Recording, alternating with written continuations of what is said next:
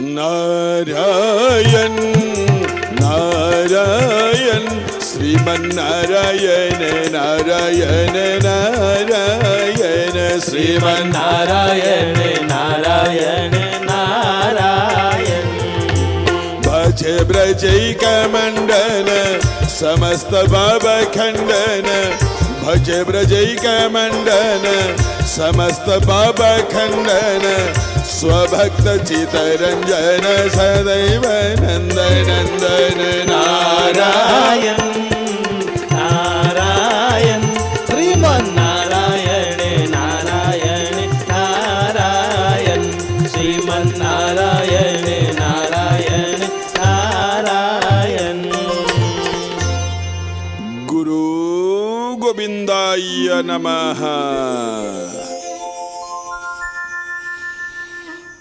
प्रिय भक्त बंधु प्रिय दर्शक बंधु पुण्यात्मा माने पुण्यमयी कल्याणदायिनी आशीषदायिनी अभयदायिनी मोर समस्त माँ माने सबु साधु सन्थ वैष्णव ब्राह्मण देवता गुरु गुरुजन सबु बापा माँ समस्तंक पाद तले आम तरफरु सर्वप्रथमे कोटि कोटि मथालोटा प्रणाम। भलरे थांतु आपण माने विश्वनियंता भगवान आपणकर आपणक परिवार वर्गंकर मंगल करंतु यह ही कामना। एबे आसंतु जिबा आम ओटीवी नियारा कार्यक्रम जार ना नारायण नारायण।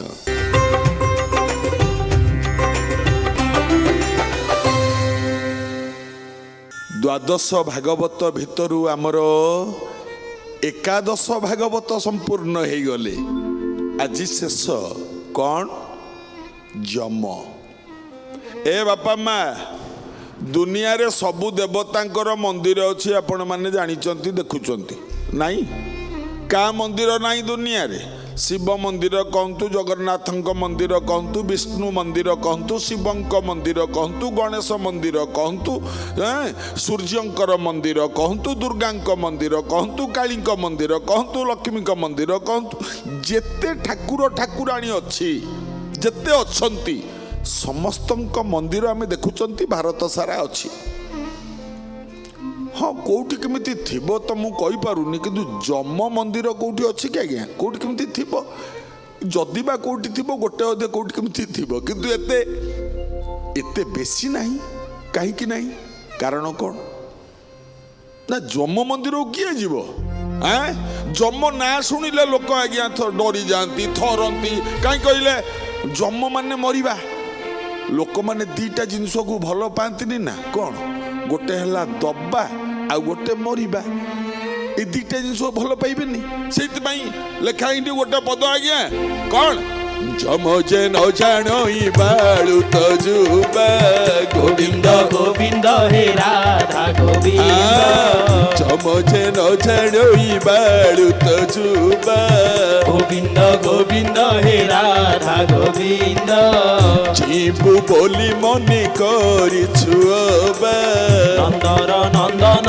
हे परमानंद झुंटी पड़िले उठी पारिबु नाही झुंटी पड़िले उठी पारिबु नाही झड़ीबा पत्र वृक्षे लागिछि काहि झड़ीबा पत्र वृक्षे लागिछि काहि गोविंद गोविंद हे राधा गोविंद नंदर नंदन हे परमानंद गोविंद गोविंद हे राधा गोविंद नंदर नंदन हे परमानंद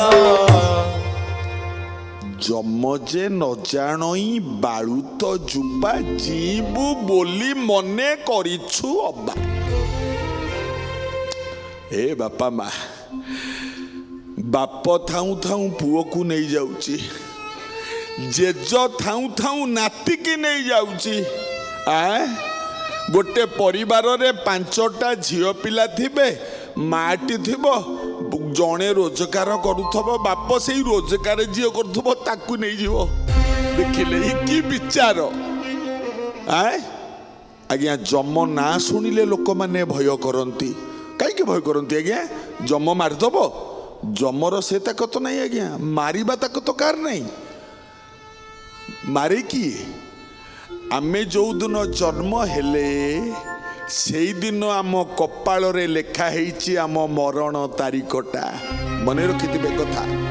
ଯୋଉଦିନ ଆମେ ଜନ୍ମ ହେଲେ, ଜନ୍ମ ହେଲା ଦିନଠୁ କିମ୍ବା ତା ପୂର୍ବକୁ ଯଦି ଯିବେ, ଯେଦିନୁ ପତିତ ବିନ୍ଦୁ ମାତୃ ଗର୍ଭେଣ ସଂସ୍ଥିତା ତେ ଦିନୁ ବିଧାତା ଲିହି କର୍ମା କର୍ମ ଶୁଭାଶୁଭ। ଯୋଉଦିନ ପ୍ରଥମ ମା ଗର୍ଭରେ ଛୁଆ ସଞ୍ଚାର ହେଇଥାଏ, ସେଇଦିନ ଲେଖା ଯାଇଥାଏ ଏ ଛୁଆଟା ଭବିଷ୍ୟତରେ ଏଇଆ କରିବ, ଏଇ କର୍ମ କରିବ, ଏତେ ନାଁ କରିବ, ଅମୁକ ଏଇ ଦିନ ଏଇଥିପାଇଁ ଇଏ ମରିବ। ସେ ତ ଆଗରୁ ସରିଛି। ଯମର ଭୂମିକାଟା କ'ଣ ଆଜ୍ଞା? ଯମ କାହାକୁ ମାରେନି, କିନ୍ତୁ ଯମ ନାଁ ଶୁଣିଲେ ଆମେ ଡରନ୍ତି। ଯମର ଭୂମିକା କ'ଣ ନା, ଯେତେବେଳେ ଲୋକ ମରିସାରିବ ତାପରେ ଯମର ଭୂମିକା କ'ଣ? ତା ପାଖରେ ଆମେ ଯାହା ଜାଣିଛନ୍ତି, ପୁରାଣ ଶାସ୍ତ୍ରରୁ ଆମେ ଯାହା ଶୁଣିଛନ୍ତି, ଯମରାଜାଙ୍କ ପାଖରେ ଗୋଟିଏ ମନ୍ତ୍ରୀ ଅଛି, ତା ନାଁ ହେଉଛି ଚିତ୍ରଗୁପ୍ତ। ଆମେ ପୁରାଣରୁ ଯାହା ଶୁଣିଛନ୍ତି, ଯେଉଁ ଚିତ୍ରଗୁପ୍ତ ବୋଲି ମନ୍ତ୍ରୀ ଅଛି, ତା ପାଖରେ ଗୋଟେ ପାଞ୍ଜି ଅଛି। ଏ ତାକୁ କହନ୍ତି ଚିତ୍ରଗୁପ୍ତ ପଞ୍ଜିକା। ଏ ଯେଉଁ ପାଞ୍ଜିଟା ଅଛି, ଏଇ ପାଞ୍ଜି ଭିତରେ ସାରା ସଂସାରର ଯେତେ ଜୀବଜନ୍ତୁ ମଣିଷ ସମସ୍ତଙ୍କର ଲେଖା ଅଛି ତା ଭିତରେ। କିଏ ଖରାପ କାମ କରିଛି, କିଏ ଭଲ କାମ କରିଛି, କିଏ ସତ୍କର୍ମ କରିଛି, କିଏ ଅପକର୍ମ କରିଛି, ଏସବୁ ତାଲିକା ଅଛି ତା ପାଖରେ। ଚିତ୍ରଗୁପ୍ତକୁ ପଚରା ଯାଏ, ଏ ଲୋକ ତା ଜୀବନରେ କେତେ ଧର୍ମ କରିଛି, କେତେ ପାପ କରିଛି, କେତେ ଭଲ କାମ କରିଛି, କେତେ ମନ୍ଦ କାମ କରିଛି। ବୁଝି ସାରିବା ପରେ କୋଉ ନର୍କକୁ ଯିବ? ଯମପୁରରେ ଅଛି ନର୍କ କୁଣ୍ଡ। ଆମେ ସବୁ ଜାଣିଛନ୍ତି କେତେ ପ୍ରକାର ନର୍କ। କିଏ କହେ 64 ପ୍ରକାର ନର୍କ, କିଏ କହେ 108 ପ୍ରକାର ନର୍କ। ଯାହା ହଉନା କାହିଁକି, କିନ୍ତୁ ନର୍କ ଯନ୍ତ୍ରଣା ଅଛି ବୋଲି ଆମେ ପୁରାଣ ଶାସ୍ତ୍ରରୁ ପଢ଼ିଛନ୍ତି। 64 ପ୍ରକାର ନର୍କ, ଇଏ ସବୁ ନର୍କ କୁଣ୍ଡ ହେଉଛି ଆମ ଦକ୍ଷିଣ ଦିଗରେ ନର୍କ କୁଣ୍ଡ ଅଛି। ଯମପୁର ହେଉଛି ଦକ୍ଷିଣ ଦିଗରେ। ଆମେ ସବୁ ଜାଣିଛନ୍ତି ଏ କଥା। କିନ୍ତୁ ବାପା ମା, ଯମର ତ କିଛି ଭୁଲ ନାହିଁ ନା। ମହାସତୀ ସାବିତ୍ରୀ ଆଜି ଯଦି ମହାସତୀ ହେଇଥାନ୍ତି, ତାହେଲେ ଏଇ ଯମଙ୍କ ଆଶୀର୍ବାଦରୁ ଦେଖନ୍ତୁ ଆପଣମାନେ, ଖାଲି ସେତିକି ନୁହଁ, ଯମକୁ କେହି ଭଲ ପାଆନ୍ତିନି ସିନା, କିନ୍ତୁ ଯମ ଦିନେ ଭଗବାନଙ୍କୁ କହିଲା ଠାକୁରେ, ମୁଁ ଆପଣମାନଙ୍କ ଭଳି ମୁଁ ବି ଜଣେ ଦେବତା ନା। ନା ହଁ, ତମେ ନିଶ୍ଚିତ ଦେବତା। କହିଲା ଯଦି ମୁଁ ଦେବତା, ତାହେଲେ ସବୁଆଡ଼େ ତ ସମସ୍ତଙ୍କର ମନ୍ଦିର, ମୋ ମନ୍ଦିର କାହିଁ ନାହିଁ ଆଜ୍ଞା? ଭଗବାନ କହିଲେ ମନ୍ଦିରରେ କ'ଣ ଅଛି, କିନ୍ତୁ ମନେ ରଖ ତମେ ଏମିତିଆ ଜାଗାରେ ଅଛ ଯୋଉ ଜାଗାରେ ସହଜରେ ସମସ୍ତେ ରହିପାରନ୍ତିନି। କୋଉ ଜାଗା ନା, ତମେ ଦ୍ୱାଦଶ ଭାଗବତ ଭିତରେ ତମ ନାଁ ଅଛି। ଯମ ନାଁ ଅଛି ଦ୍ୱାଦଶ ଭାଗବତ ଭିତରେ। ଏ ବାପା ମା, ଯମ ଏଇଠି ହାତ ଯୋଡ଼ିକି ଭଗବାନଙ୍କୁ ସେଦିନ ଡାକିଲା, କହିଲା ପ୍ରଭୁ ଯାହା ହୁଏ ଗୋଟିଏ କାମ ଆପଣ କରିଦେଇଛନ୍ତି, ମୋ ପାଇଁ ବହୁତ ବଡ଼ କାମ କରିଦେଇଛନ୍ତି ଆଜ୍ଞା। 12 ଜଣ ଭାଗବତଙ୍କ ଭିତରେ ବା ଦ୍ୱାଦଶ ମହାଜନଙ୍କ ଭିତରେ ଆପଣ ମୋ ନାଁ ରଖିଦେଇଛନ୍ତି, ବହୁତ ବଡ଼ କାମଟେ କରିଦେଇଛନ୍ତି ଆଜ୍ଞା। ହାତ ଯୋଡ଼ି ଭଗବାନଙ୍କୁ ପଦେ ଡାକିଲା। କ'ଣ ଡାକିଲା ଭଗବାନଙ୍କୁ ଯମ ଏଇଠି ହାତ ଯୋଡ଼ି? କହିଲା ହେ ଠାକୁରେ, ହେ ଭଗବାନ, ଗୋଟେ ପଦ ଗାଉଛି ଆପଣ ମାନଙ୍କ ଆଗରେ। କ'ଣ? ଚ ଚ ରେ ପଦ। ଚ, ସବୁ ପଦରେ ଖାଲି ଚ ଅକ୍ଷର ଥିବ। ଦେଖନ୍ତୁ ପଦଟି କେମିତି, କ'ଣ କହିଲେ? ଚରାଚର ପିତା ଚିନ୍ତା, ଚରାଚର ପିତା ଚିନ୍ତା ଲାଗିଲା ନାହିଁ। ଚିନ୍ତାମଣି ଚିନ୍ତା ଛଳେ ତେଲ ଭସାଇ। ଚିନ୍ତାମଣି ଚିନ୍ତା ଛଳେ ତେଲ ଭସାଇ। କେମିତିଆ ପଦ? ଚ ଚ ଚ ଚ। ଚରାଚର ପିତା ଚିନ୍ତା, ଚରାଚର ପିତା ପିତା ଲାଗିଲା ନାହିଁ। ଚିନ୍ତାମଣି ଚିନ୍ତା জলে দিল বসাই চিন্তামণি চিন্তা জলে দিল বসাই। হে চরাচর পিতা মো চিন্তা লাগিলানি চিন্তামণি চিন্তা জলে দেল ভসাই।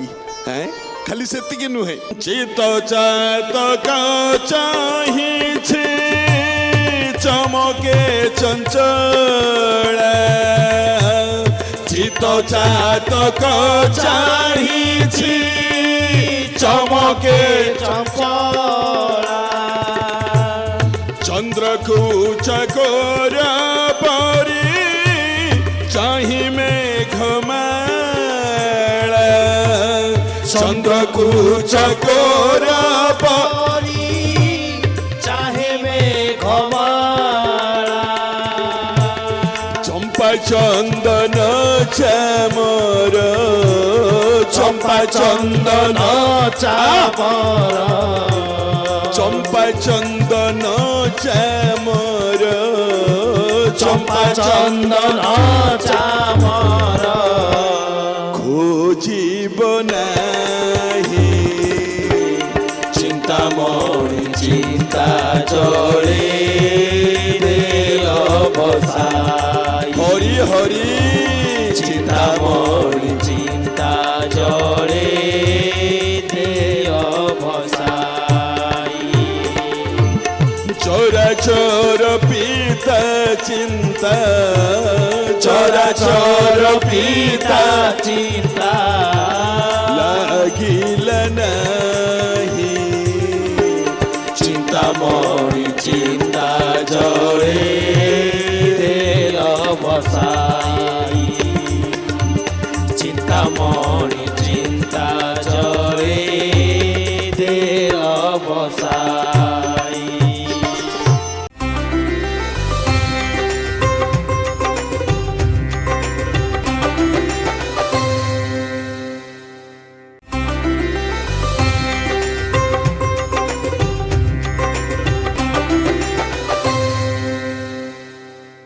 ଆପଣ ଚରାଚର ପିତା ଯମ ଡାକୁଛନ୍ତି ନାରାୟଣ କହିଲେ କାହିଁ ବ୍ୟସ୍ତ ହଉଛୁ ଯା ଆରେ ନିଜ କର୍ମ କର ତୋ ଫଳ ମୁଁ ଅଛି ନା ଦେବି ବ୍ୟସ୍ତ କାହିଁକି ଯା ଏଇ ଯମ ଆଜ୍ଞା ସତ କହିବାକୁ ଗଲେ ଯମକୁ କେହି ଭଲ ପାଆନ୍ତିନି ଏ ବାପା ମା ଦିନେ ଯମ ଆଉ ନାରଦ ଦି ଜଣ ଯାକ ମର୍ତ୍ତ୍ୟପୁରକୁ ବୁଲିବାକୁ ଆଇଥିଲେ କିଏ କିଏ କହିଲେ ଯମ ନାରଦ ଦି ଜଣ ଯାକ ମର୍ତ୍ତ୍ୟପୁରକୁ ବୁଲିବାକୁ ଆଇଥିଲେ ଯଦି ବୁଲିବାକୁ ଆଇଥିଲେ ନାରଦ ଯମକୁ ପଚାରିଲେ କହିଲେ ଓ ଯମରାଜା ନା ଆଜ୍ଞା ଏଇ ଦୁନିଆ ସାରା ଲୋକମାନେ ତମକୁ ଡାକୁଛନ୍ତି ଯମ ଯମ ଯମ ଯମ କହୁଛନ୍ତି ତମେ ଆସୁନ ତାଙ୍କ ପାଖକୁ ଟିକେ ଯାଉନ ଯମ କହିଲା ମତେ କିଏ ଡାକୁଛି ନାରଦ କହିଲେ ତମକୁ ଡାକୁନାହାନ୍ତି ଲୋକ ହେ ଯମରାଜା ଯମ କହିଲା କାହିଁ କେହି ତ ଡାକୁନାହାନ୍ତି ନାରଦ କହିଲେ କ'ଣ ଡାକୁନାହାନ୍ତି ମ ଯମ କହିଲେ ଆଚ୍ଛା ନାରଦ ମୁନି ନା ହଁ ଭାରତରେ ଦେଖ 10-20ଟା ମନ୍ଦିର ତମ ନାଁରେ ଥବ ଅଛି ନା ନାହିଁ ନା ହଁ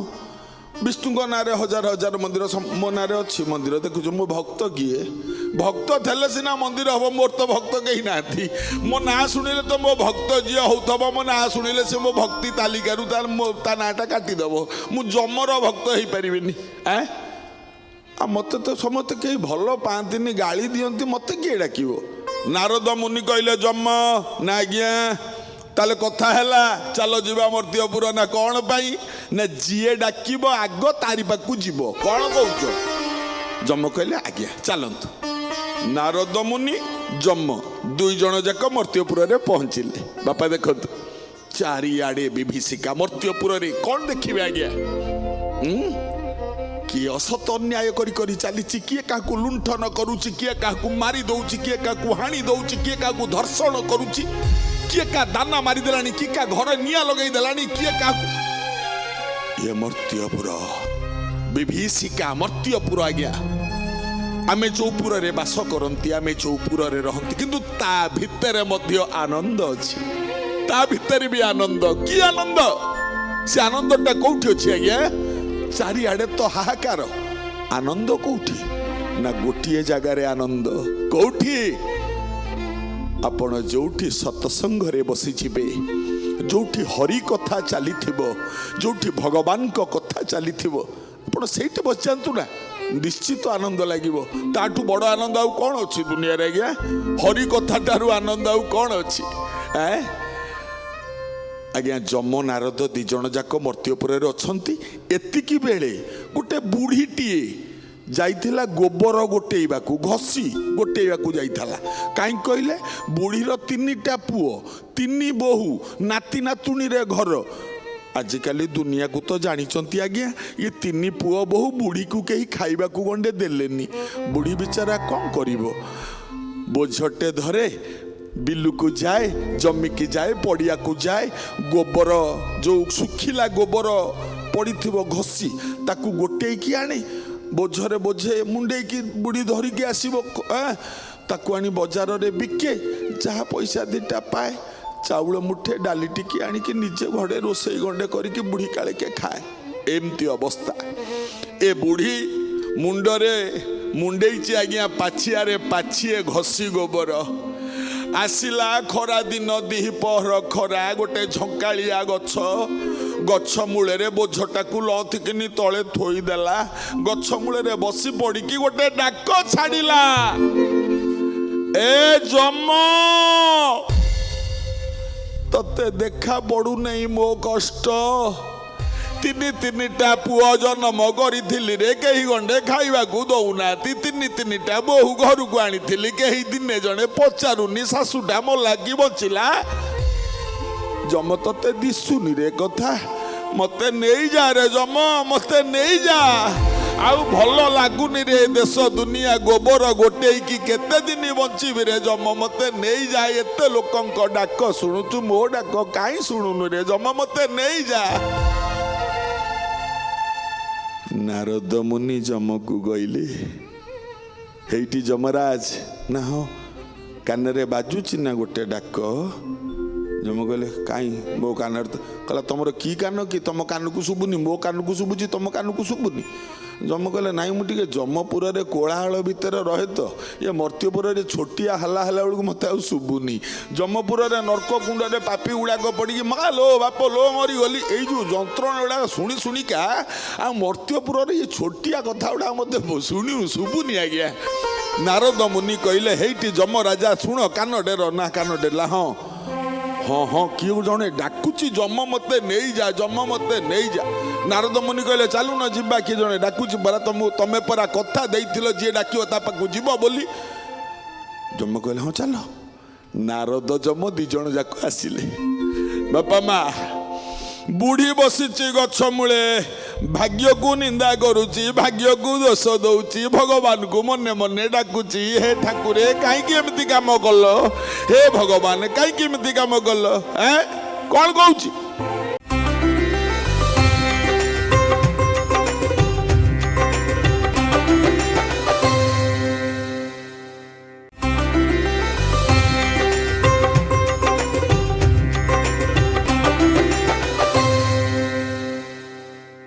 धोंडामालो बुहादुर दशराहु धोंडामालो बुहादुर दशराहु चंडालो ग्रासु अछि चाहू चाहू चंडालो ग्रासु अछि चाहू चाहू भुंडारी खंडा नहीं कि मणिमा गंडा कर दिसु नहीं गरिमा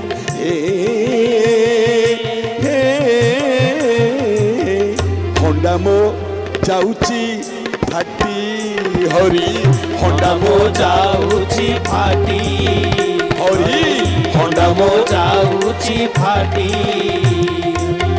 थंडा करी कृपा थंडा करी कृपा थंडा थंडा करी कृपा जल वृष्टि कले थंडा करी कृपा जल वृष्टि कले मोचित जातक पाटी हे